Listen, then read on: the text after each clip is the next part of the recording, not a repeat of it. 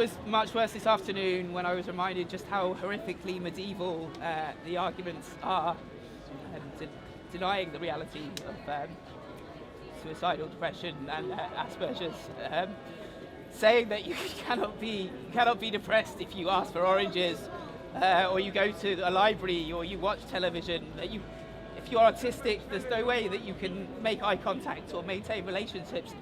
And when I nearly snapped was when he said that he should not be considered autistic because he was given custody of children. Custody of children. So, not only under their logic should I be in America or dead, but I should not have children, and I should not be allowed to look any of you in the eyes, maintain relationships with you. And I held my peace until the very end, and what injured me almost as much was the treatment of Professor Koppelman, who I know to be a man of conscience,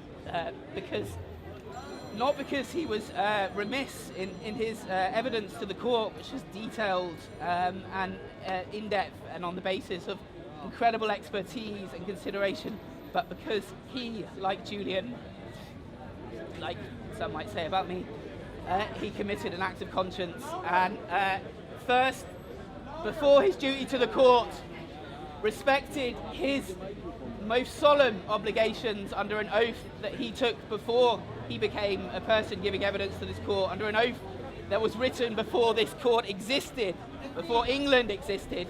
And so I won't be allowed back in tomorrow because I recited a few lines from that Hippocratic oath where it says, after a few names of some gods to bear witness and a few other remarks, that I will not do, I'm paraphrasing now, but I will not do anything that causes harm, and I will not violate the confidence of people in my care. And that's what Mr. Koppelman did. And even the judge, in her decision, made it clear that this did not violate his obligation to this court, that this does not compromise his evidence. And so to see his character assassinated in this way, it was pretty low, and so I had to say something, and now no one will have to deal with me in there tomorrow. So instead, out here, we'll be having a 5-hour briefing based on classified top-secret material. I've got kicking around. See you